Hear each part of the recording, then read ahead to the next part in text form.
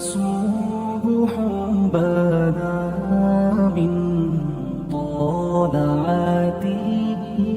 حضرت عمر فاروق رضی اللہ تعالیٰ عنہ رات کا وقت چہرے پہ نقاب ڈال کے گلی میں گھوم رہے تھے. میں بھی گلی میں نکلتا ہوں, آپ بھی نکلتے ہیں, لیکن مقصود یہ ہے کہ ذرا پتہ کریں باہر کی ہوا کیسی ہے. مقصود یہ ہے کہ پتہ کریں کہ آج برگر کس دکان کا اچھا ہے, معلومات کریں کہ محلے کی سیاست کس رخ جا رہی ہے. وہ بھی نکلتے تھے, لیکن مقصود یہ نہیں تھا. مقصد سمجھ گئے تھے نا, وہ اس لیے نکلتے تھے کہ پتہ کروں کوئی دکھی تو نہیں, کوئی تکلیف میں تو نہیں, کوئی آزمائش میں تو نہیں. دیکھیں نا, کام وہی ہے, میں بھی کرتا ہوں, آپ بھی کرتے ہیں, ساری دنیا کرتی, لیکن وہ ایکم احسن عملا, کردار کس کا ستھرا ہے, ذہن کس کا اونچا ہے, ذوق کس کا بڑا ہے. زندگی وہ بھی بتا گئے, ہم بھی گزار رہے ہیں, لیکن وہی کمزور باتیں اور وہی روایتی گفتگو اور وہی لب و لہجہ اور وہی دنیا داری کے مخصوص سی ہماری گفتگو, فلاں کیا کر رہا ہے, کہاں پہنچ گیا. اگر پیسے کسی نے نہیں کمائے تو کہاں نکھٹو ہے تب نہیں کمائے, اور اگر زیادہ کما لیا تو کہنے لگے ایک نمبر طریقے سے تو نہیں کمائے جا سکتے, یہ کوئی غلط رستہ گفتگو ہے بس, نشستن گفتن برخاستن. تو اعلیٰ کام, اعلیٰ کردار ان لوگوں. حضرت عمر گزر رہے تھے تو غلام ساتھ تھا. ایک شخص کو دیکھا کہ مدینے کے باہر خیمہ لگایا ہوا ہے. بھئی خیریت ہے, یہاں خیمہ کو لگایا؟ کہنے لگا امیر المومنین سے ملنے آیا ہوں, رات ہو گئی تھی تو سوچا یہیں قیام کر لیتا ہوں, صبح ان سے ملوں گا. تو فرمایا اندر کسی کے درد سے کراہنے کی آواز آتی ہے. کہنے لگا میری بیوی ہے اور بچے کی ولادت کا وقت آ گیا, تکلیف میں. حضرت عمر دوڑے گھر گئے, اپنی اہلیہ سے کہنے لگے نیکی کمانے کا ارادہ ہے؟ اس نے کہا ہے. مقصد سمجھ گئے تھے نا وہ لوگ, بالکل ہے. فرمایا جو ضرورت کی چیزیں ولادت کے وقت ہوتی ہیں لے لیں. کچھ گھی لے لیا, کچھ چنے لے لیے, کچھ ضرورت کی چیزیں لے لی, خاتون کو ساتھ لیا. یہ خاتون اول کی بات کر رہا ہوں, میں خاتون اول کی بات کر رہا ہوں. حضرت فاروق اعظم رضی اللہ تعالیٰ عنہ امیر المومنین ہیں. حضرت عمر نے اپنی اہلیہ کو ساتھ لیا, جہاں وہ شخص تھا وہاں آئے. اہلیہ نے حضرت عمر کے ذمہ کام لگایا, آگ جلا لیں, یہ تیل لے لیں, فلاں فلاں چیز گھی میں ڈال لیں, بنانی شروع کر دیں. فاروق اعظم نے ہاتھ کے اندر پکڑا ہوا برتن, چمچہ, ڈوئی بھی آخ لی دے, پنجابی ہے نا ہم, تو وہ کام کر رہے ہیں, چلا رہے ہیں, آگ جلا رہے ہیں. خاتون اندر ڈیوٹی کر رہی. تو وہ شخص جو تھا نا جس کی بیوی تھی, وہ کہتا ہے میں 2-3 دفعہ کا غلام ادھر آ, فلانی چیز بتا. میرے ذہن میں یہ تھا کہ امیر المومنین نے کو بندہ کھڑا کیا آنے جانے والے مسافروں کا خیال کرے. میرے ذہن 2-4 دفعہ میں نے اپنے لفظوں میں بات بھی کہہ دی, لیکن جب اندر میرے بچے کی ولادت ہوئی تو اندر سے میری بیوی بولی اور حضرت عمر کی اہلیہ بولی, اور بول کے کہنے لگی امیر المومنین مبارک ہو, آپ کے دوست کو رب نے بیٹا دیا ہے. وہ شخص کہتا ہے میں باہر کھڑا تھا, وجود تڑپ گیا, آنکھیں برس پڑی, کبھی نہیں رویا تھا پر کیفیت عجیب بن گئی. کوئی تقریر نہیں سنائی, کوئی اعلیٰ شعر نہیں انہوں نے پڑھا. میں نے جوں لے کر ان کے سر سے پاؤں تک دیکھا. میں نے کہا یہ وہی شخص ہے جس کا نام لے تو کیسر و کسرا کانپ جاتے ہیں, یہ وہی شخص ہے. میں نے جمعے میں کہا تھا کہ روب کپڑوں کا نہیں ہوتا, روب تو دیانتداری کا ہوتا ہے. ہاں, بڑا مال کما کے لوگوں نے بنائی ہوتی ہے, کار کوٹھی تو بندے کھڑے ہو کے کہہ دیتے ہیں 2 نمبر طریقے سے آیا ہے. اور 13ویں-14ویں گریڈ کا ملازم ہو تو اس کے سامنے بہت بڑا افسر ڈر رہا ہوتا ہے, یار بندہ دیانتدار ہے, یہ رشوت نہیں لیتا, سفارش نہیں مانتا, یہ میرٹ پہ کام کرتا ہے. تو روب تو آپ کی دیانتداری کا ہے, آپ کی سچائی کا ہے. اپنی زندگی میں جو لوگ مقصد سمجھ گئے, مقاصد پا گئے, کچھ کر گئے, ہم ذرا الجھ گئے ہیں. پہلے اتنا شاندار مکان بناتے ہیں, پھر مرنے کو کس کا دل چاہے. اتنی محنت کر کے جو ہے وہ کوٹھی بنائی ہے تو اب چھوڑ کے کون جائے. وہ تیار بیٹھے تھے, انہیں نبی کریم نے کہا تھا کن فی الدنیا کانک غریب نو عابر السبیل, تم نے مسافروں کی طرح رہنا ہے. او میرے بھائی, کبھی دیکھا ہے ایئرپورٹ پہ مسافر لڑتا ہو کہ میں نے یہ جگہ خریدنی ہے؟ اسے پتہ ہے کہ ابھی فلائٹ آنی ہے, میں نے تو چلے جانا ہے. ریلوے اسٹیشن پہ جو جگہ ہوتی ہے وہ خریدنے کے لیے لوگ رٹا نہیں ڈالتے, انہیں پتہ ہے پہلی ٹرین سے چلے جانا ہے. बस स्टॉप पे झगड़े नहीं होते कि ये कुर्सी मेरी है, जाना जो है मिट्टी दें ते मिट्टी रहना ही, ਐਵੇਂ ਕਾਦੀ ਬੱਲੇ ਬੱਲੇ, ਅੱਜ ਮਿੱਟੀ ਦੇ ਉੱਤੇ ਬੰਦਿਆ ਤੇ ਕੱਲ मिट्टी दे थल्ले। इतना ज्यादा मकसद नहीं ना, जब समझते तो बेचैन है, बेकरार। बाद लोगों ने इतने पैसे जमा कर लिए कि इतने खा नहीं सकते, इतनी जरूरत नहीं, लेकिन इसके बावजूद है कि वो दौड़ खत्म होने का नाम ही नहीं ले रही। हजरत सिद्दीक अकबर रदी अल्लाह ताला अन्हु अमीरुल मोमिनीन है, बादशाहों के बड़े बात होती है। हमारे मुल्क में ऐसे भी बादशाह गुजरे हैं कि जो सफ़र पे जाते थे तो खानसा में भी ले जाते थे, बावर्चियों को भी लेके जाते थे कि खाना मेरी मर्जी का होना चाहिए। हज़रत अबू बकर सिद्दीक ने पानी मांगा, अमीरुल मोमिनीन, तो सहाबा ने ना शहद मिला पानी पेश किया। कोई इतनी लंबी बात तो नहीं, लेकिन सिद्दीक अकबर रो ही पड़े, और इतना रोए कि हिजकियां बन गई। लोग कहते हैं पता नहीं था किस बात पे रो रहे हैं, पर हम भी रो पड़े। हुजूर आप क्यों रोते हैं? तो आप फरमाने लगे, यार मुझे आसानियों में मुब्तला करने लगे हो, मुझे इन दुनिया की लज्जात में उलझाने लगे हो। मैं हुजूर की बारगाह में बैठा था तो अल्लाह के रसूल फरमा रहे थे, पीछे हट जा, पीछे हट जा, पीछे हट जा। मैंने पूछा, हुजूर आप किसको कह रहे हैं? तो हुजूर फरमाने लगे, दुनिया मेरे पास आई थी, वो करीब करना चाहती थी मुझे, तो मैंने उसे कहा पीछे हट जा, मेरे नेड़े ना आना, दूर हट जा। तो हट तो गई है, पर जाती दफ़ा कह गई है, सोनिया आप तो बच गए हैं, पर आपके बाद वाले कैसे बचेंगे? तो मुझे सीने से लगा ले, गले से लगा ले। मकसद अपना समझें, आमाल का हुस्न पैदा करें। अगर इंसान का मकसूद माल कमाना है तो अगर माल मिल गया तो उसके बाद फिर क्या करेगा? किसी ने तय कर लिया था कि बहुत बड़ी गाड़ी और बहुत बड़ा बंगला मुझे चाहिए, तो वो बंगला उसे मिल गया, गाड़ी आ गई। अब तो मकासद क्योंकि तय नहीं होते, तो जो चीज़ इंसान छोटा सा मकसद तय करता है वो उसे हासिल हो जाता है। मैंने मुल्क से बाहर जाना है, घर सेट करना है, साथ वाला प्लाट लेना है, हो गया सारा कुछ, तो अब वो फिर इंसान बेचैन हो जाता है, परेशान रहता है, कहता है समझ नहीं आती मतलब मकसूद क्या है। अल्लाह तबारक व तआला ने तो एक तिनका बेमकसद पैदा नहीं किया, इतना सोना इंसान कैसे बेमकसद पैदा कर? तो रब करीम ने हमें बताया कि मकसद तो तुम्हारा है, मकसद है अल्लज़ी खलक़ल मौता वल हयाता लियब्लुवकुम अय्युकुम अहसनु अमला। उसने मौत और हयात इसलिए पैदा की है ताकि पता चले तुम में अच्छे अमल कौन करता है,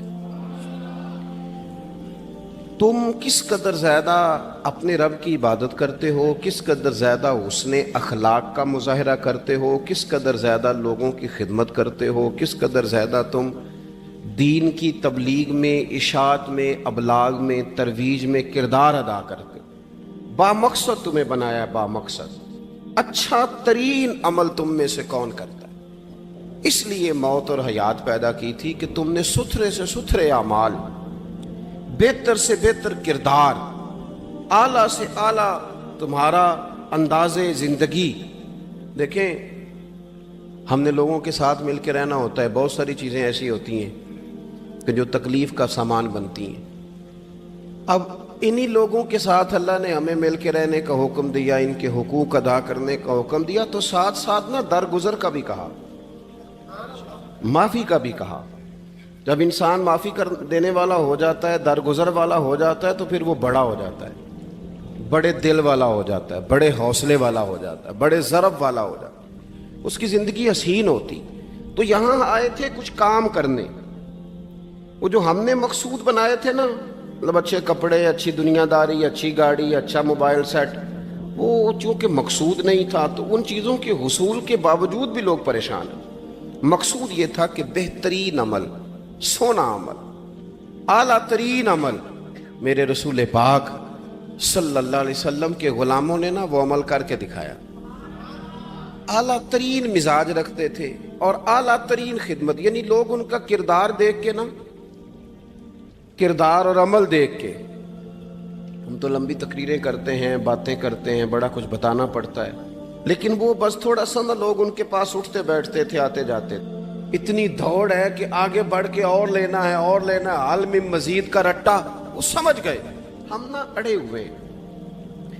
بہت سارے لوگ ایسے ہیں جنہیں صحیح بات کا پتہ چل گیا ہے، وہ فیصلہ کرنے میں دیر کر رہے ہیں، انہیں سمجھ آ گئی ہے کہ بہتر یہی ہے کہ میں وقت پہ مسجد آیا کروں، انہیں سمجھ آ گئی ہے بہتر یہ ہے کہ سویرے اٹھ کے نا واٹس ایپ بعد میں دیکھوں، پہلے قرآن پاک کی زیارت کر لیا کروں۔ سمجھ انہیں ہے، سمجھ ہے کہ باتیں زیادہ کرنے سے بہتر ہے درود و سلام زیادہ پڑھا جائے، پتہ انہیں ہے، وہ فیصلہ ہی نہیں کر رہے، ارادہ نہیں بنا رہے، توجہ نہیں کر رہے۔ جب بہت زیادہ بندہ دنیا داری میں الجھ جاتا ہے نا، بہت زیادہ،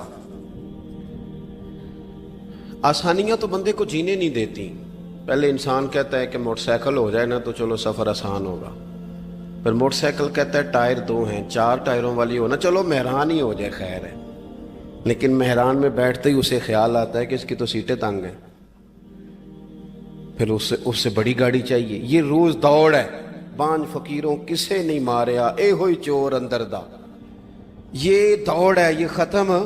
حضرت ابوبکر صدیق رضی اللہ تعالیٰ عنہ امیر تھے، ہمیں تو نا جی ایک سے ایک کھانا، اور آج یہ نہیں کھانا، آج میری مرضی کا کھانا، یہ میری مرضی کا، یہ میرے بچے کی مرضی کا، یہ فلانے کی مرضی کا، وہ خواہشات کا انبار۔ اور نفس بچے کی طرح ہوتا ہے، خواہش پوری کرو تو فوراً ہی دوسری بھی بتا دیتا ہے، دوسری پوری کرو تو تیسری کی بھی خبر دے دیتا ہے۔ ہم نا چونکہ الجھ جاتے ہیں، پھر وہ الجھاؤ ہمیں باہر نہیں نکلنے دیتا۔ اگر تھوڑا تھوڑا کر کے، میرا مطلب یہ ہے کہ زندہ رہنے کے لیے روٹی کھانی ہے نا، مثلا روٹی کا لطف کتنی دیر ہوتا ہے، جتنی دیر منہ میں چباتے ہیں، اس کے بعد ختم۔ تو کپڑا تو پہننا تھا بدن چھپانے کے لیے، اس میں وہ کدھر سے آ گئیں ساری کہانیاں جو آج بن گئیں۔ اور اتنے میں نے عجیب و غریب نظام دیکھا ہے کہ نوجوان ہے، اچھا بھلا سیاںا آدمی، کپڑے اس نے تازے سلوائے ہیں، اور 99 لوگوں نے کہا ہے صحیح لگ رہا ہے، تو صرف ایک نے کہا ہے نہیں ٹھیک لگ رہا، وہ پریشان ہو جاتا ہے، کہتا ہے اس کا کچھ کروں۔ کیوں؟ اس لیے کہ یہی سارا مقصود سمجھ لیا ہے، کپڑے پہننا، اسی میں الجھ جانا۔ میں اکثر دوستوں سے کہتا ہوں، میں خود کسی دوسرے کی بات نہیں کرتا، بہت زیادہ عمر نہیں میری، میں خود جایا کرتا تھا، شادی کوئی آ گئی تو 2-3 دن پہلے ابا جی کہتے تھے پرانے جوتے کچھ گنڈوا لا، کچھ پالش کرا لا، توڑے میں ڈال کے جانا موچی کے پاس، اس نے کچھ سیٹ کر دینے۔ اب کہاں رہ گیا جی یہ کام، چھٹی نہیں ہو گئی، اب کون سا ایسا سلسلہ ہے؟ وہ جو کہیں سے کپڑا تھوڑا پھٹ جاتا تھا نا تو اماں اس کو اس طرح پیوند کراتی تھی کہ ڈیزائن بھی بن جاتا تھا اور کام بھی چل جاتا۔ کدھر گیا وہ دور؟ لیکن تکلیف دیکھ لیں آج پہلے سے زیادہ ہے، لڑائی پہلے سے زیادہ ہے، آزمائش پہلے سے زیادہ ہے۔ کیوں؟ جتنی بھی خواہشات آپ بڑھاتے جائیں گے نا، مقصد فوت ہوتا جائے گا۔ جتنی بھی مقصود سفر کرنا ہے، گاڑی دکھانا تو مقصود نہیں نا، لیکن ہمیں وہ والی گاڑی چاہیے کہ لوگ ایک دفعہ انگلی منہ میں ڈالیں کہ وہ اس گاڑی پہ بیٹھا ہوا ہے۔